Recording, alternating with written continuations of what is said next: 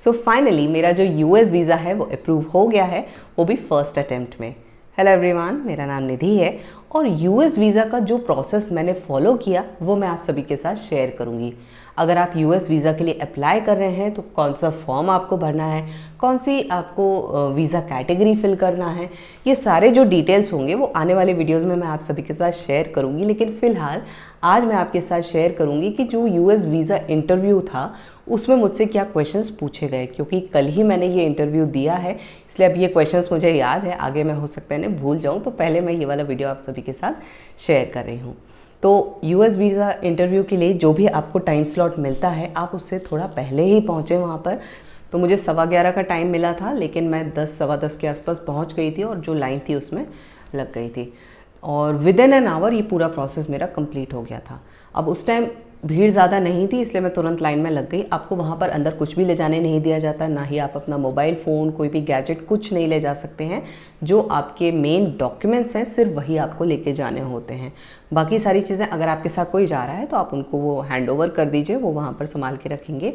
और अगर नहीं है कोई तो वहाँ पर सामान डिपॉजिट करने के लिए लॉकर रूम्स रहते हैं, आप वहाँ पर वो सामान वहाँ पर डिपॉजिट करवा सकते हैं। तो उसका कुछ चार्ज होता है, बट मैं कुछ भी लेकर नहीं गई थी तो उसका मुझे ज़्यादा आइडिया नहीं है। बट हाँ, उसका कुछ अमाउंट देना पड़ता है और फिर आप अपना जो सामान है वो वहाँ पर डिपॉजिट करवा सकते हैं। तो मैं डायरेक्टली आगे बढ़ गई लाइन में और वहाँ पर आपके जो पासपोर्ट होता है उसको देखा जाता है, उस पर फिर एक पर्ची लगा दी जाती है और फिर आपको ऐसे प्रोसीड करना होता है। सिक्योरिटी चेक वगैरह होता है, उसके बाद फिर आपको अंदर जाकर बिठाल दिया जाता है। तो वहाँ चेयर्स रहती हैं, रो वाइज चेयर्स रहती हैं और बहुत सारे लोग ऑलरेडी वहाँ पर थे। तो मुझसे पहले भी करीब 300-400 लोग वहाँ पर थे जो इंटरव्यू में अपेयर करने वाले थे। सुबह से ही इतनी भीड़ हो जाती है तो इसलिए टाइम से पहुँचना बहुत ज़रूरी है।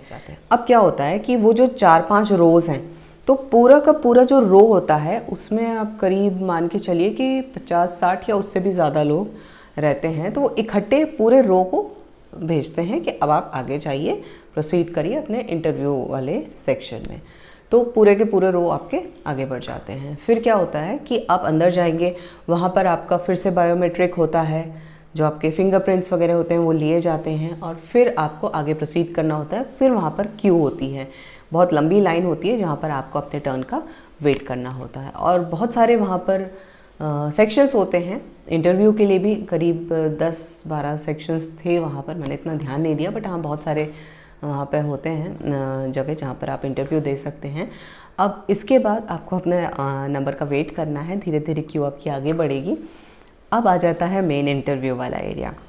तो यहाँ आपको थोड़ा सा ना पेशेंस बनाकर रखना है, घबराना नहीं है, नर्वस नहीं होना है। और अगर आप कंफर्टेबल हैं इंग्लिश लैंग्वेज में तो आप वो प्रेफर करिए। अगर आपको लगता है कि आप इंग्लिश में अच्छे से जवाब नहीं दे पाएंगे तो आप हिंदी वाला ऑप्शन ले सकते हैं। वो काउंटर भी वहाँ पर होता है, उसमें जो भी वो क्वेश्चन आपसे पूछते हैं कोई आपको ट्रांसलेट करके बताता है। तो जनरली जो पेरेंट्स जाते हैं अपने बच्चों से मिलने, वो वाले उस काउंटर पर रहते हैं, तो उनको पूरा असिस्टेंस दिया जाता है, हेल्प की जाती है। आराम से हिंदी में भी वहाँ पर जवाब दे सकते हैं। लेकिन अगर आप चाहते हैं इंग्लिश में बोलना तो वो कोई बात नहीं, पूरे काउंटर्स आपको इंग्लिश में भी वहाँ मिल जाते हैं। तो काफ़ी देर वेट करने के बाद आपका जो टर्न है वो आता है। तो आप जैसे ही जाते हो वहाँ पर फिर थोड़ा देर आपको वेट करना है, घबराना नहीं है। वहाँ पर एक अच्छा पोस्चर मेंटेन करना है, थोड़ा एक स्माइल के साथ जाना है। तो जैसे ही आपका टर्न आता है आप वहाँ पर जाते हो। हम लोग भी काफ़ी देर वेट किया हम लोगों ने। फिर हम लोग का जैसे ही टर्न आया तो उन्होंने सबसे पहले तो वो आपका जो फॉर्म होता है DS-160 उसको थरोली देखते हैं, उसमें आपने क्या लिखा है।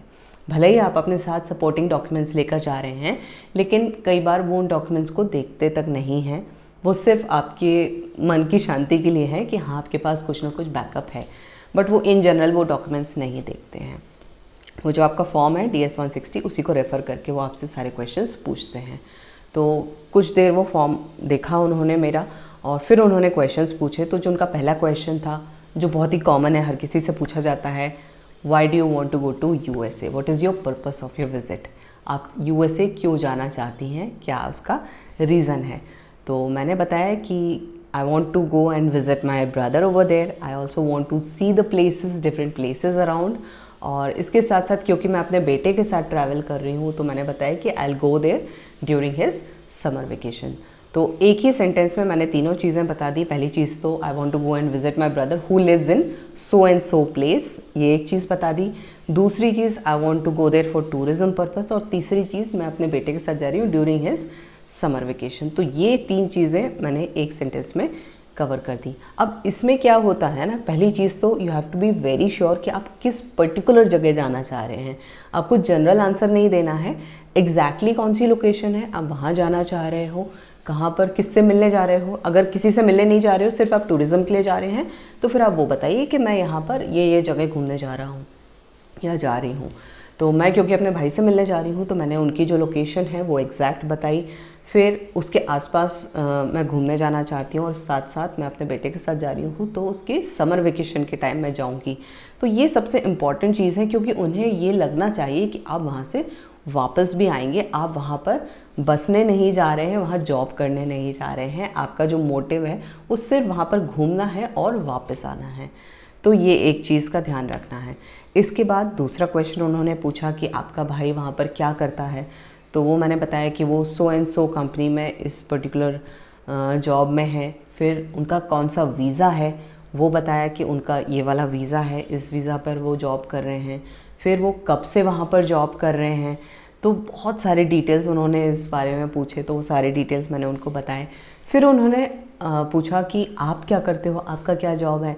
तो वो मैंने बताया कि मैं एक एजुकेशनल कंटेंट क्रिएटर हूँ यूट्यूब पर और यूडेमी पर, और इसके साथ साथ जो मेरा वर्क प्रोफाइल है वो सारी चीज़ें मैंने उनके साथ शेयर की।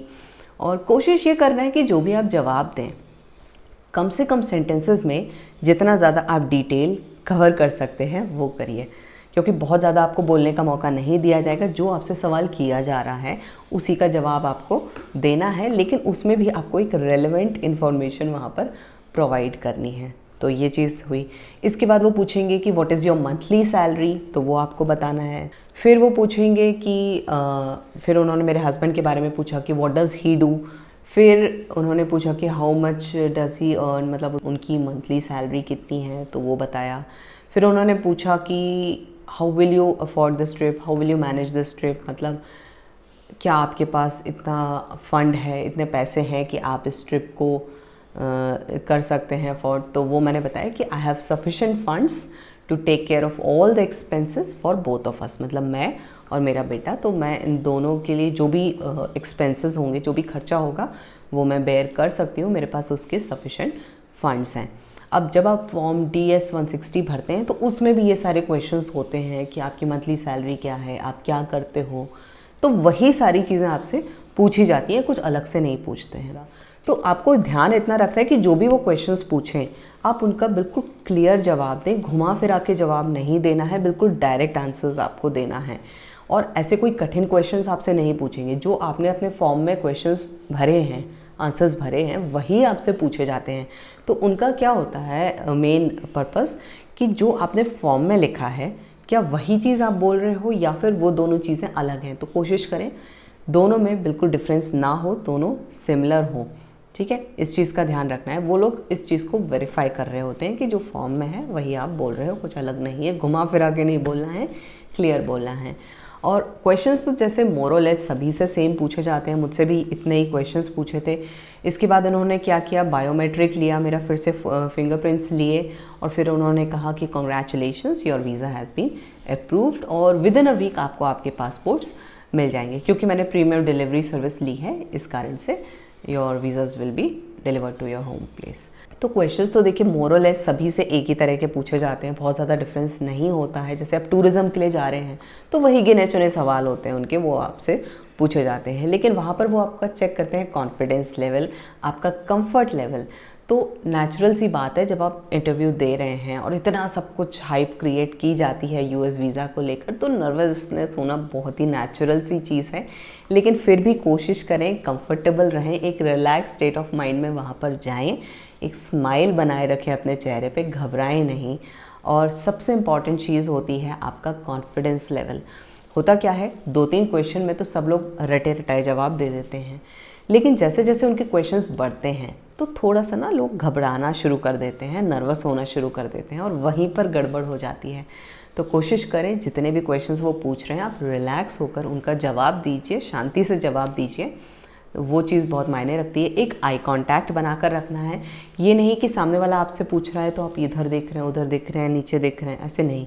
और डॉक्यूमेंट्स में देख के नहीं बोलना है, आपको डायरेक्ट आई कांटेक्ट बनाकर उनसे बात करना है, उनके जवाब देना है, एक पोलाइट टोन में, चिल्लाना नहीं है। ऐसा नहीं करना है कि आप बहुत ज़ोर से बोल रहे हैं, आपको लग रहा है, क्योंकि वहाँ पे ग्लास चैम्बर्स रहते हैं तो आपको लगता है कि शायद वो हमारी बात ना सुन पाए, तो वो नहीं करना है। मेरे सामने एक दो लोग ऐसे थे जो बहुत ज़्यादा ज़ोर से बोल रहे थे, उनकी बहुत ज़्यादा लाउड टोन थी, तो वो मत करिए। उनके जो वीज़ाज़ थे वो डिक्लाइन हो गए थे। तो एक पोलाइट टोन बना कर रखिए, थोड़ा एक स्माइल बना कर रखिए चेहरे पे।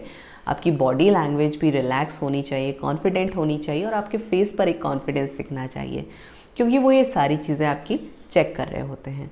जवाब जब आप देते हैं तो ये सारी चीज़ें आपके चेहरे से झलकती हैं। तो इन चीज़ों पर बहुत ज़्यादा आपको ध्यान देने की ज़रूरत है।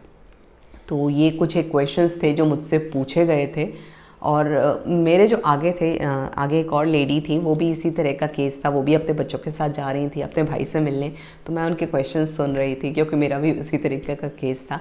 तो हाँ, उनसे ज़रूर पूछा गया था कुछ एक और चीज़ें कि आप इससे पहले भी यूएस ट्रैवल किया है या फिर किसी और कंट्री में आपने ट्रैवल किया है, तो उन्होंने वो सारी चीज़ें बताई। तो मैं भी वो सब तैयार कर रही थी। मैंने भी इधर 2-3 कंट्रीज़ विज़िट की हैं। हालांकि वो सारी चीज़ें मैंने अपने DS 160 में मेंशन कर दी थी कि मैं यहाँ पर रही हूँ। अभी रिसेंटली मैंने UK ट्रैवल किया है, तो वो सारी चीज़ें मैंने वहाँ पर मेंशन कर दी थी, पर उन्होंने मुझसे कुछ भी नहीं पूछा, क्योंकि वो सारी चीज़ें उन्हें वहाँ पर ऑलरेडी फॉर्म में दिख रही थी। तो बस ये कुछ एक क्वेश्चंस थे, और इस सब के बेसिस पर उन्होंने जो मेरा वीज़ा था वो अप्रूव कर दिया, और विद इन अ वीक जो पासपोर्ट है वो मुझे मिल जाएगा। और इसके अलावा जो और प्रोसेस होता है इंटरव्यू से रिलेटेड या फिर माइनर से रिलेटेड, तो वो सारी चीज़ें भी मैं आने वाले वीडियोस में कवर करूँगी, क्योंकि इससे रिलेटेड मुझे भी बहुत सारे डाउट्स थे। मैंने भी कई बार जो सपोर्ट सेंटर है उनको कॉल किया, उनको मेल किया, और जो जवाब मुझे उनसे मिले उसके बेसिस पर मैंने किस तरह से अपने जो इंटरव्यू है उसकी प्रिपरेशन की, वो सारा प्रोसेस भी मैं आप सभी के साथ आने वाले वीडियोस में शेयर करती रहूँगी। तो मेरे साथ बने रहें, मेरे चैनल को सब्सक्राइब करके। वीडियो अच्छा लगा है तो वीडियो को लाइक ज़रूर करिएगा, और भी आपके जो क्वेश्चंस हैं B2 US वीज़ा कैटेगरी से रिलेटेड, तो वो आप मुझसे पूछ सकते हैं नीचे कॉमेंट्स में। होपफुली मैं उन सभी क्वेश्चंस का जवाब दे पाऊँ, और पॉसिबल होगा तो उनके ऊपर भी मैं एक सेपरेट वीडियो बनाने की कोशिश करूँगी। हालांकि जितना मुझे आता है, जितना मैं समझ पाई हूँ इस प्रोसेस को, वो सारी चीज़ों को मैंने इस वीडियो में कवर किया है। लेकिन फिर भी अगर कुछ रह जाता है तो मैं कोशिश करूँगी आने वाले वीडियोज़ में वो सारी चीज़ों को भी कवर करूँ। तो फिलहाल इस वीडियो में बस इतना ही। जल्द मिलती हूँ आप सभी से आगे के प्रोसेस को लेकर नेक्स्ट वीडियो में।